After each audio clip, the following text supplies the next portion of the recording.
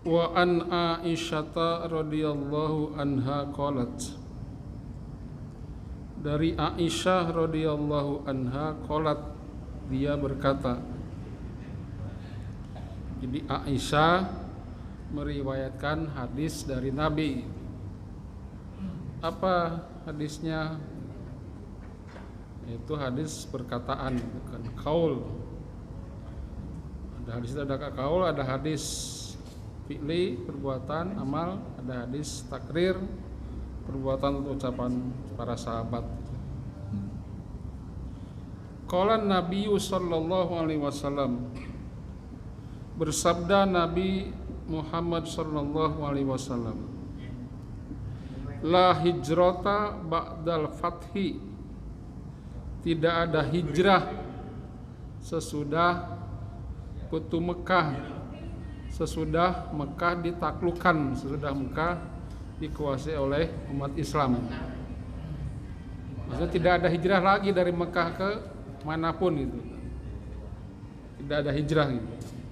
Tidak ada hijrah perpindahan tempat ke tempat lain gitu kan. Waktu itu di Mekah, karena Mekah sudah dikuasai Islam dan Mekah menjadi Darul Islam.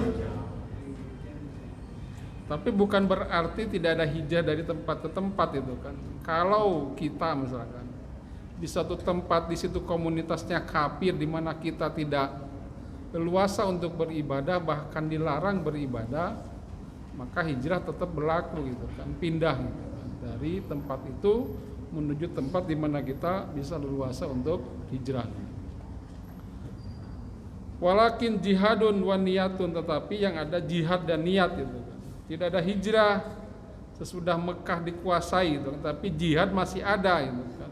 Dan niat hijrah tetap ada gitu. Maksudnya niat hijrah itu apa?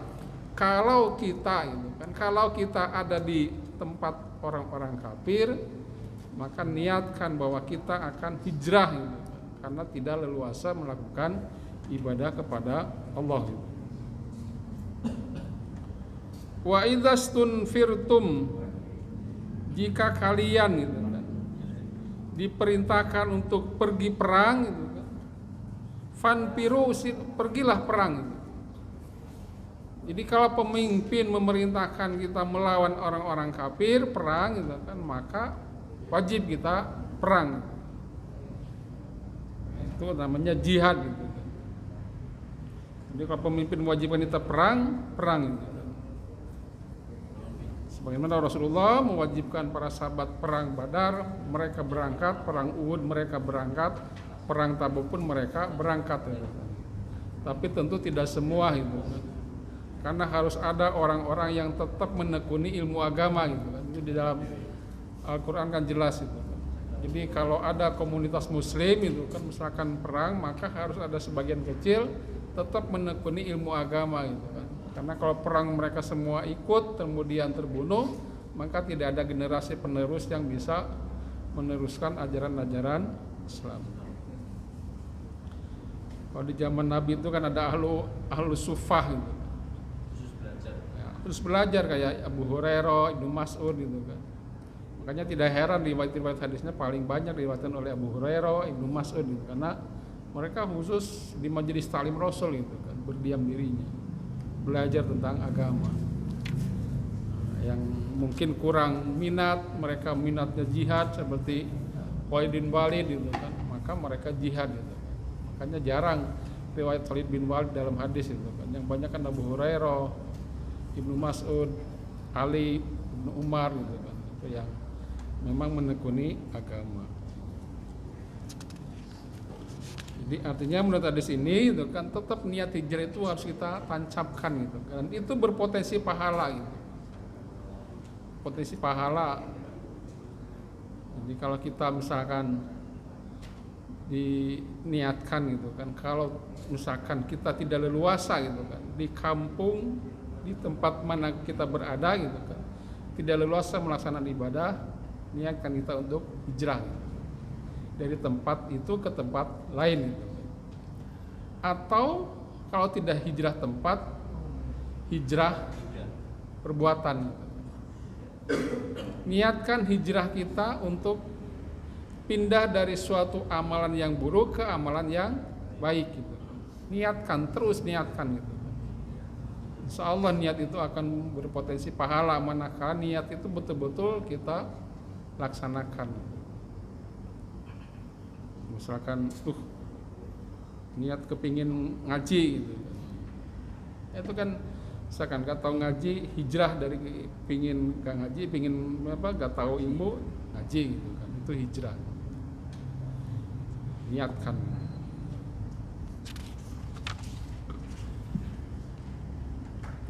Wa maknahu la hijrata mimma kata li'annaha sorot daro Islam. Maknanya itu adalah tidak ada hijrah dari Mekah karena Mekah itu sudah menjadi darul Islam, di negara Islam, sudah dikuasai Islam gitu kan. Jadi sudah gak usah hijrah lagi dari Mekah karena Islam, Mekah sudah dikuasai gitu. Kecuali kalau Mekah masih kafir, maka berlaku tetap hijrah gitu kan. Ada beberapa sahabat yang tidak hijrah gitu. Maka kata Rasul, celaka bukan dalam arti celaka dalam arti dia masuk neraka, enggak gitu kan. Rugi karena apa?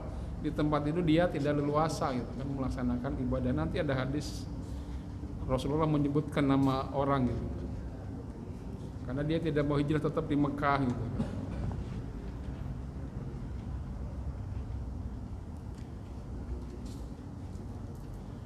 Wa an Abi Abdillahi Jabir bin Abdillahi Al-Ansari, dari bapakku yaitu Abdullah, yaitu Jabir bin Abdullah Al-Ansari. Al-Ansari itu orang Ansor. Radhiyallahu anhuma, qala dia berkata, kunna ma'an Nabi sallallahu alaihi wasallam. Kami, kata Jabir bin Abdullah itu, kami bersama Nabi sallallahu alaihi wasallam fi gozatin, dalam suatu peperangan, perang Tabuk maksudnya. Perang Tabuk itu mau perang melawan bangsa Romawi tapi tidak jadi gitu. Nanti jadi-jadinya ketika di zaman Khalifah Umar bin Khattab gitu. Jadi ketika tahun 9 Hijrah gitu kan, Rasulullah hendak memerangi mereka gitu kan. Entah 9 atau 10 Hijrah gitu.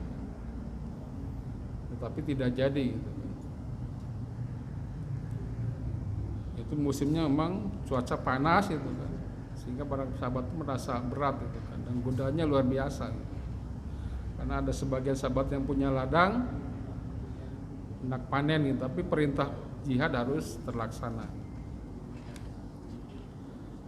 Nah, kata Rasulullah, inna bil madinati, sesungguhnya di Madinah gitu kan, di Madinah tempat Rasulullah tinggal gitu kan. Ketika Rasulullah pergi ke perang Tabuk, berkata kepada Jabir itu, Jabir gitu kan, di Madinah itu lari jalan ada beberapa orang gitu. Masirtum masiro itu, yang tidak seperti kamu itu kan, mengadakan perjalanan, suatu perjalanan gitu kan. Wala qata'tum wadiyan, dan tidak seperti kamu yang menyeberangi suatu lembah gitu kan. Illa kanu ma'akum, tetapi kata Rasul, mereka yang tidak berangkat perang tadi seperti kalian melakukan perjalanan atau melewati tebing-tebing atau lembah-lembah gitu kan. Illa kanu ma'akum, tetapi mereka bersama kalian gitu kan. Maksudnya sama-sama mendapat pahala jihad seperti kalian gitu. Gak melok perang, gak melok berangkat, gak melok berjalan, gak melok melewati tebing gitu kan, lembah gitu kan, tapi mereka dapat pahala seperti kalian gitu.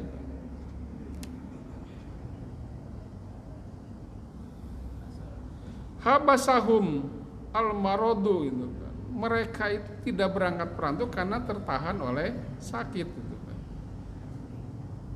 Wa fi riwayatin, dalam riwayat lain, illa syariku, ada syaraku sarakukum fil ajri.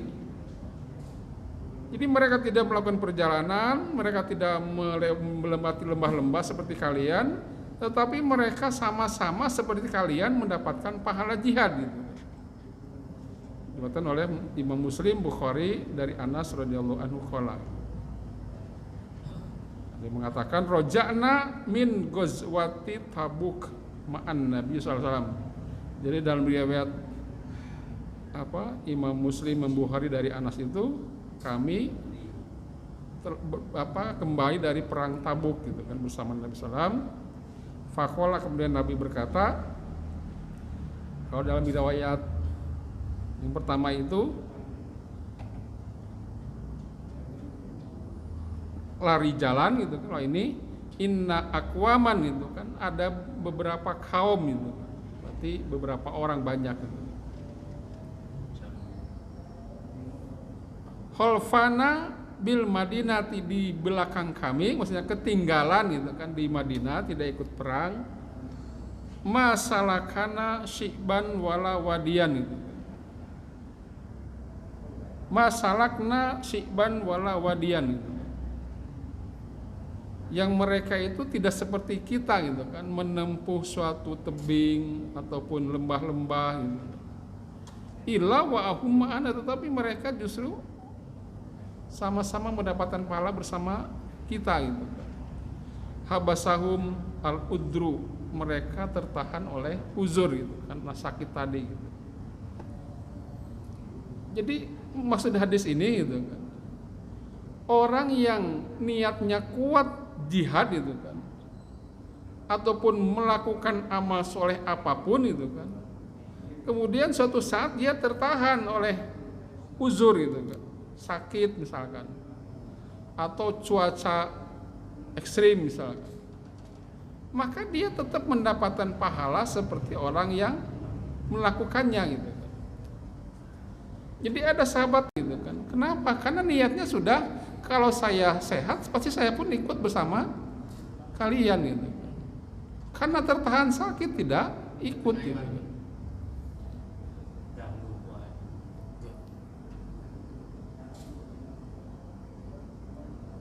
Nah, jadi niatku itu sudah dicatat suatu amal soleh gitu. Jadi kalau kalian biasa niat ke masjid gitu kan, niat ke masjid 5 waktu gitu kan, masjid 5 waktu gitu kan, suatu saat sakit gitu kan, sehingga sholat di rumah gitu kan, maka tetap pahalanya dicatat sebagai amalan ke masjid berjamaah gitu. Itu orang yang terbiasa gitu kan, niatnya kuat gitu kan, biasa niatnya dia memang pingin jihad gitu kan kalau sehat, maka ketika tertahan sakit kemudian tidak jihad, tetap oleh Allah diberikan pahala jihad gitu. Sama seperti orang yang terbiasa ke masjid, terbiasa pokoknya apa yang terbiasa gitu kan, terbiasa melakukan amal soleh gitu kan, tertahan, maka tetap dapat pahala gitu. Itu enaknya dalam Islam itu gitu kan. Makanya biasakan gitu kan, niat kita untuk melakukan suatu amal soleh gitu kan, dengan dibuktikan dengan amal perbuatan, maka ketika kita tertahan itu pasti akan mendapatkan pahala. Contohnya juga sapar gitu kan, orang sapar itu kan, kalau terbiasa di masjid, maka dia tetap dapat pahala gitu. Gimana kalau ke Mekah? Mekah itu kan pahalanya ratusan kali. Kalau di Masjid Haram kan 100.000, kalau di Masjid Nabawi kan 1.000, 10.000 gitu. Kemudian kalau misalkan kita ke Nabawi ya, ke misalkan umroh atau haji di Qashar gitu kan, di Jamaah Qashar, gimana pahalanya gitu kan? Kalau orang sudah terbiasa ke masjid gitu kan, orang terbiasa ke masjid gitu kan, insya Allah pahalanya sama seperti dia ke masjid tiap saat gitu kan. Tapi kalau di Indonesianya jarang-jarang ke masjid gitu kan, kemudian di sana di Jamaah Qashar, ya jangan harap dapat pahala sempurna gitu kan. Maksudnya seperti ngerti gitu kan. Orang sudah terbiasa ke masjid itu 5 waktu gitu kan. Maka ketika suatu saat dia bepergian gitu kan, jamaah qashar, pahalanya sempurna seperti dia di tanah air biasa ke masjid berjasa berjamaah, pahalanya tetap seperti itu, tidak akan dikurangi gitu kan. Bagi orang yang biasa gitu. Tapi kalau nggak biasa tiba-tiba jamaah qashar ya pahalanya segitu itu gitu kan. Karena tidak terbiasa gitu. Maka orang yang terbiasa misalkan ke Mekah, ke Madinah, insya Allah meskipun di jamaah qashar dapat pahala sempurna. Tapi orang yang tidak terbiasa, silahkan kalau ingin sempurna seperti 5 waktu harus datang ke masjid gitu kan, sholat.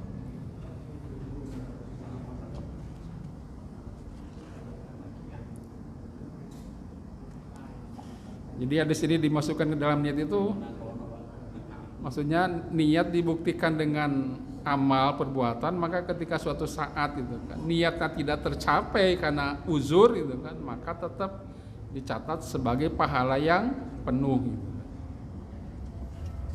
Tapi kalau sekedar niato gak tahu realisasinya, jangan harap dapat pahala gitu.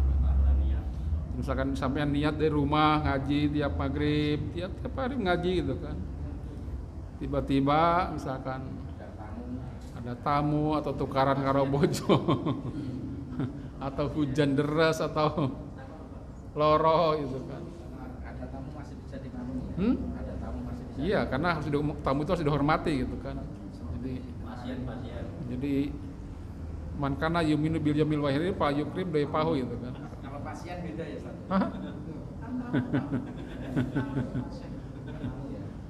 Kalau pasien bisa di cancel, monggo di cancel. Kalau nggak usah ya nggak usah.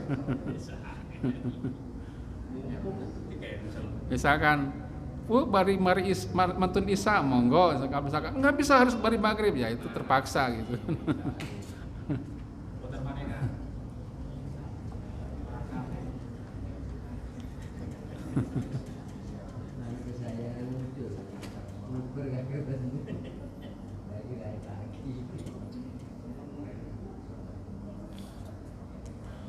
Wa an Abi Yazid ibni Yazid ibnil Akhnasi, dari bapakku Yazid, gitu kan. Namanya Ma'an bin Yazid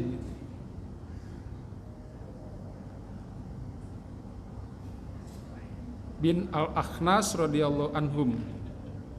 Wa huwa wa abuhu wa jadduhu sahabiyuna itu. Dia itu kan. Dia itu siapa? Ma'an bin Yazid itu kan. Bapaknya siapa? Yazid, dan kakeknya Akhnas itu. Dia siapa? Ma'an. Bapaknya siapa? Yazid. Kakeknya Akhnas. Semuanya itu sahabiyun, sahabat-sahabat Nabi, keluarga sahabat Nabi. Qala, kata Ma'an gitu kan. Karena Abi Yazid, bapakku Yazid gitu kan. Akhroja dana niro, mengeluarkan beberapa dinar gitu kan. Uangnya banyak gitu kan. 1 dinar itu kurang lebih 4 juta mungkin, jutaan. Jadi makan beberapa dinar berarti mengeluarkan jutaan gitu. Ya tasaddaqu biha, hendak disedekahkan dinar-dinar yang dia keluarkan tadi gitu kan. Fawado'aha inda rajulin fil masjid, tapi unik cara mensedekahkannya di deke gitu kan, nang masjid-masjid di mana ada orang di situ gitu kan. Disimpan uang itu di dekat orang yang ada di masjid gitu kan. Langsung dikasihkan maksudnya? Enggak, disimpan aja di misalkan di sampingnya atau di mana orang nggak tahu, misalkan mungkin tengah lungguh ada uang gitu kan. Maksudnya niatnya supaya orang nggak tahu bahwa yang memberi itu dia gitu kan. Jadi niatnya tidak kepingin pamer gitu kan. Kan orang dulu itu seperti itu, sedekah itu simpen di masjid gitu kan. Jadi ada Ibnu Sabil ngambil, jadi gak kepingin ria. Kalau sekarang kan bukan tidak ria, tapi biasanya kan ini dari saya gitu. Dulu enggak ada diumumkan.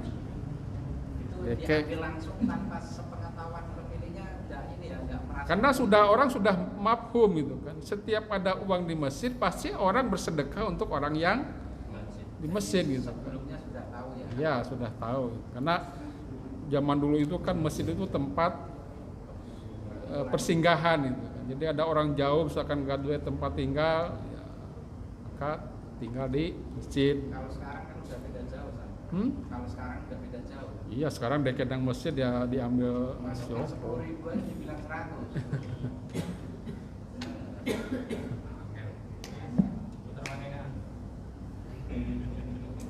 Saking jujurnya itu. Jujur atau hijau. Pajitu kemudian aku siapa itu ma'an anaknya si Yazid tadi. Yazid bapakku deke duit itu kan nang masjid gitu kan. Siapa tahu diambil orang-orang yang memerlukan gitu kan. Tapi aku ya ma'an anaknya gitu kan ke masjid, datang ke masjid itu kan. Kok nemu uang gitu kan, Pak akhotuha, kemudian aku ngambil gitu kan, merisi gitu kan.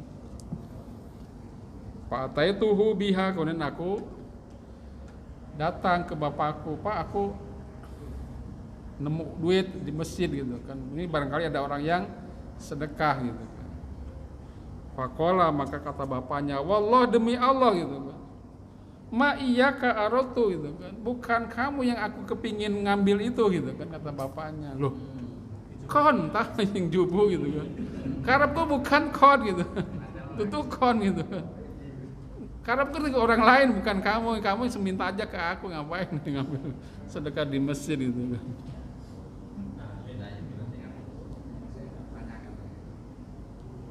Tapi yang namanya anak kan perlu duit itu kan. Gimana gitu, maksa direket lagi dengan masjid gitu kan. Fakhosom tuhu ila Rasulillah sallallahu alaihi wasallam, maka aku mengadukan persoalan ini kepada Nabi sallallahu alaihi wasallam gitu kan. Terus adukan Nabi gimana gitu kan. Kata Nabi simpan lagi ke masjid gitu kan, kasihkan ke orang gitu kan. Karena si Haji juga perlu gitu kan. Nggak tahu ini dari bapaknya gitu.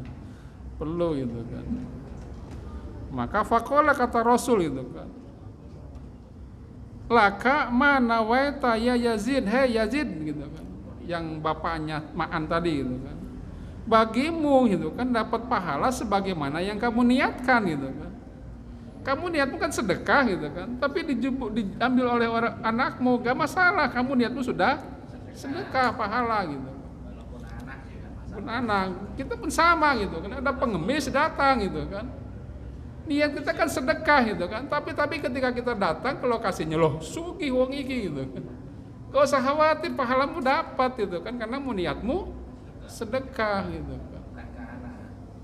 Kecuali kalau sudah kamu tahu, oh orang ini sugih, gak usah dikei baru.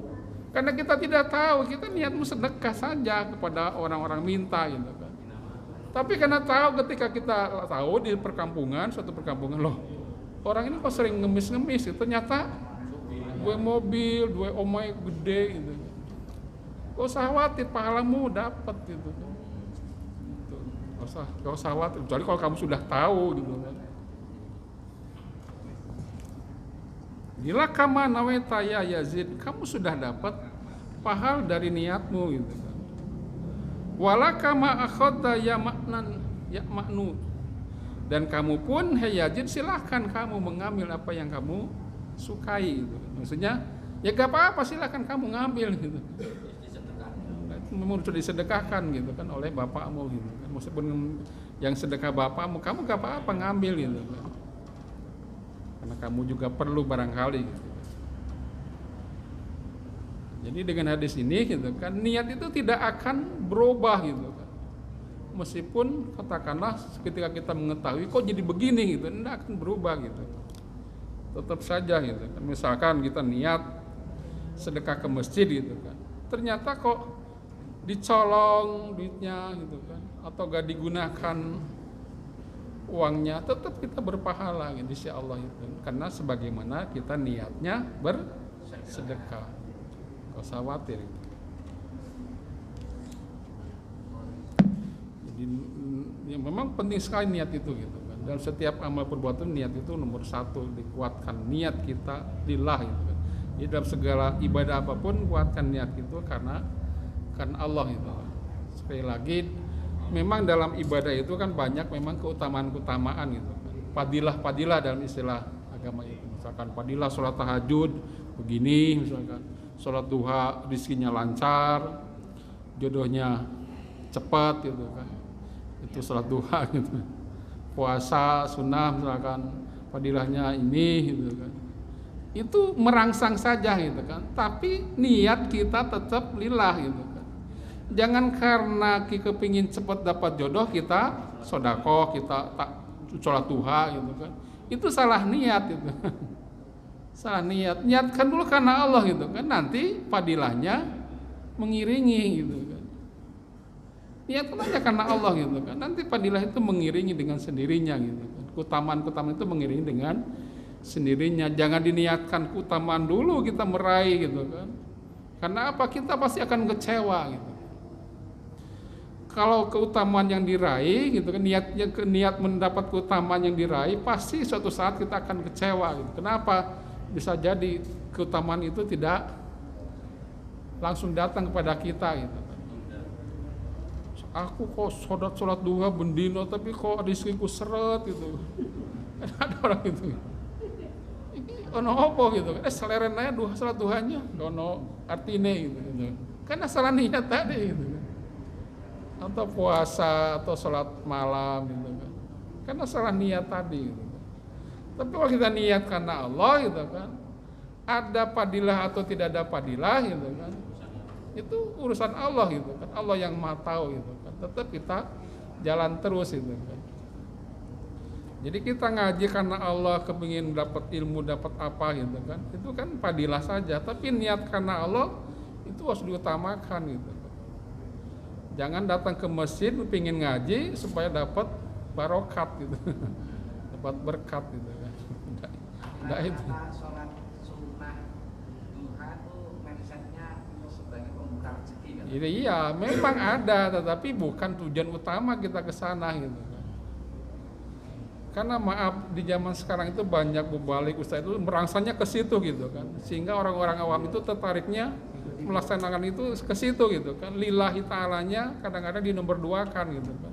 Seharusnya fokus utama itu niatnya lillahi ta'ala sing kuat gitu. Nanti padilahnya mengikuti dengan sendirinya. Supaya apa? Supaya tidak timbul kecewa gitu kan. Supaya tidak timbul kecewa gitu kan. Mesti ada di mana saat Allah beri secara langsung, ada Allah tahan tidak diberi gitu kan. Maka kalau imannya lemah gitu kan, bisa-bisa goncang gitu.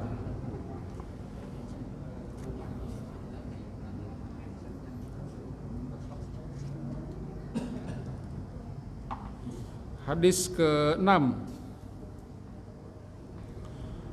Wa an Abi Ishaq Sa'di bin Abi Waqqas, dari bapakku namanya Ishaq yaitu Sa'ad bin Abi Waqqas,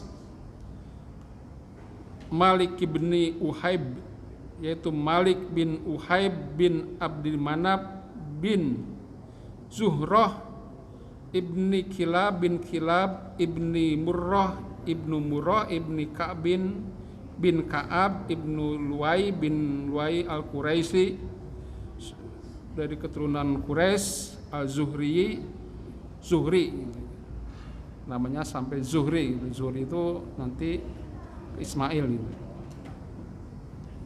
Jadi nama pertamanya aja itu adalah Ishaq atau Sa'ad bin Abi Waqqas. Sa'ad bin Abi Waqqas.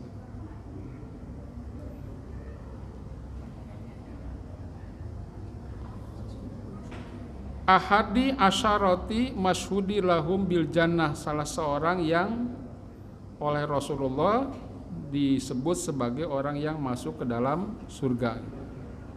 Jadi Sa'ad bin Abi Waqqas itu kata Rasul salah satu dari 10 orang sahabat yang masuk surga gitu kan. Ada Umar, ada Utsman, ada Ali, itu sahabat-sahabat Rasul yang masuk surga, termasuk Sa'ad bin Abi Waqqas.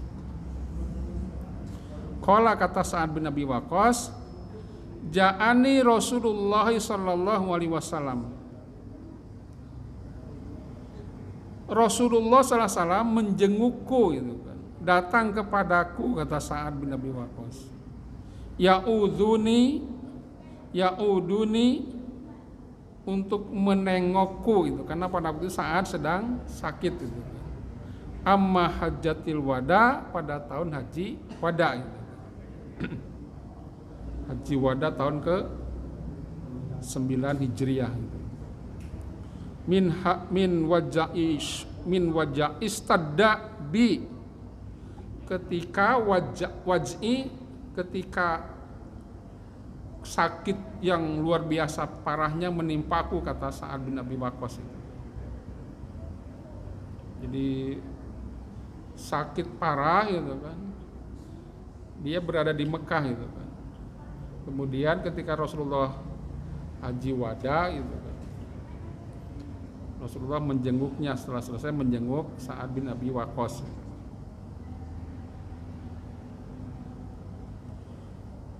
Ketika dijenguk itulah fakultu, kemudian Sa'ad berkata, ya Rasulullah, wahai Rasulullah, inni qad balagha bi minal waj'i, sesungguhnya aku itu kan telah ditimpa penyakit yang parah gitu. Mataro, sebagaimana yang kau lihat kondisiku ini gitu ya Rasulullah gitu kan. Ya Rasulullah gitu kan, aku ini luar biasa sakit tuh parah gitu kan, sebagaimana engkau lihat gitu kan. Wa ana dzumalin, dan aku ini orang yang punya harta banyak gitu. Dzumalin, orang yang punya harta banyak.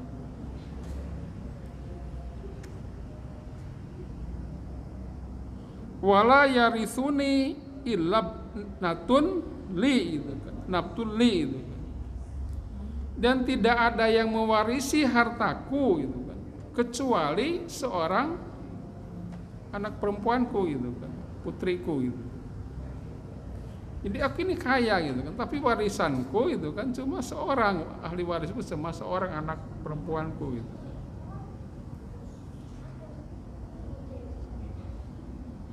Maka afatasaddaku bithulusayyima li gitu kan. Apakah boleh ya Rasulullah gitu kan, saya bersedekah 2/3 dari hartaku gitu kan. Jadi kepingin bersedekah tuh banyak gitu kan, dapat pahalanya juga besar gitu kan. Boleh nggak Rasul gitu kan, saya bersedekah dengan 2/3 hartaku gitu kan, karena ahli warisku cuma satu gitu kan, anak perempuan. Qala, kata Rasulullah, nggak boleh gitu kan. Jadi bersedekah melebihi dari 2/3 itu nggak boleh gitu. 2/3 dari harta kekayaan gitu. Fakultu, kemudian saya bertanya lagi, pasatru, apakah setengahnya boleh ya Rasulullah gitu. Ya Rasulullah, bolehkah separuhnya gitu, aku sedekahkan gitu kan. Qala, kata Rasulullah, tetap gak boleh gitu. Kultu, kemudian saya menjawab, pasulusu, ya Rasulullah, bagaimana kalau 1/3 gitu kan. Maka kata Rasul, as-sulus, boleh 1/3 gitu. Wasulusu katsirun au kabirun, 1/3 itu sudah luar biasa banyak dan besar gitu kan. Sudah banyak dan besar sekali gitu kan. 1/3 itu sudah banyak gitu kan. Jadi mungkin dengan Rasulullah di bawah 1/3 aja gitu kan. 1/3 sudah banyak gitu kan.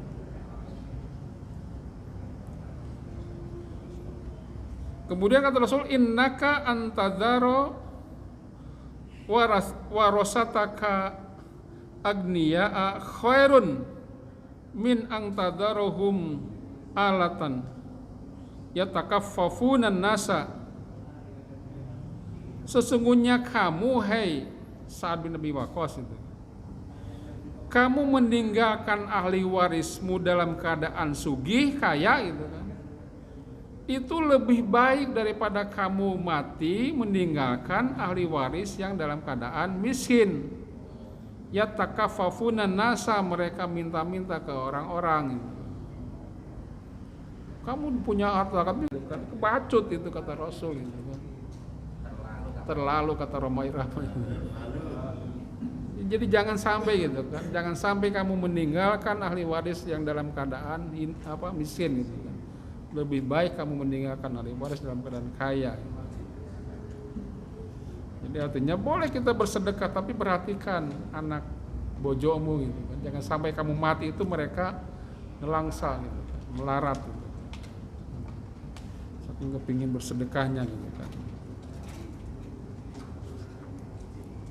Wa innaka lan tunfiqo nafaqatan tabtagi biha wajhallah, dan sesungguhnya kamu hai Sa'ad gitu kan, kamu tidak menginfakkan suatu nafkah yang kamu tujuannya mengharapkan ridho dari Allah, illa ujirta alaiha, kecuali kamu akan diberikan pahala sesuai dengan apa yang kamu niatkan tadi. Hatta ma taj'alu fi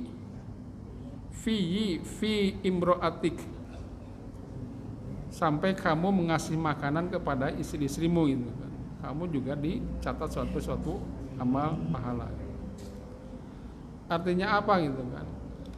Keinginan yang besar yang diniatkan oleh Sa'ad bin Abi Waqqas dapat pahala besar gitu kan. Meskipun itu tidak terlaksana gitu kan.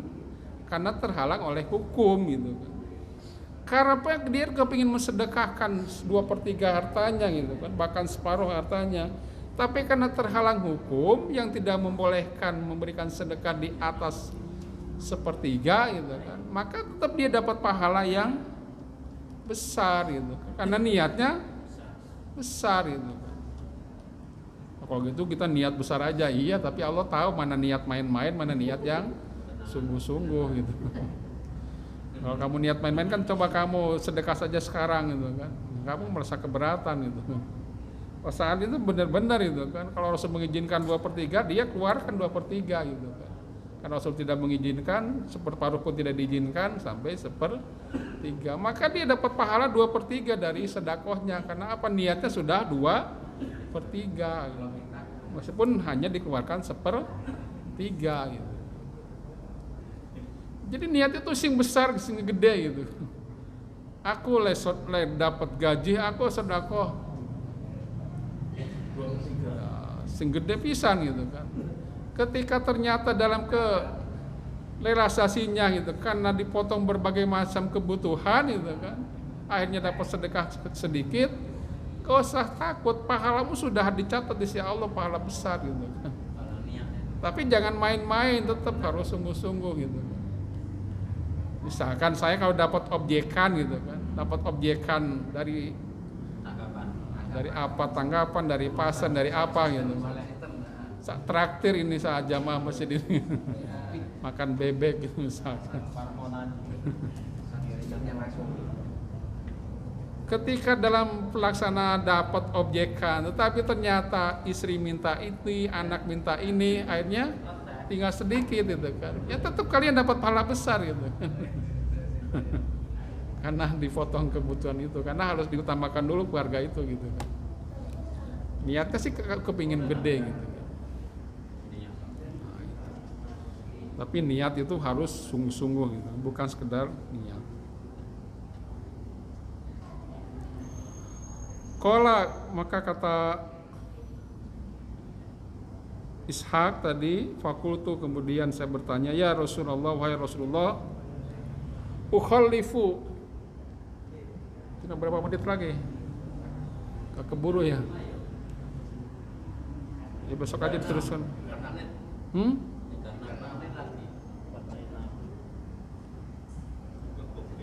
Besok aja keburu masalahnya. Ya di sana tapi baru separuh.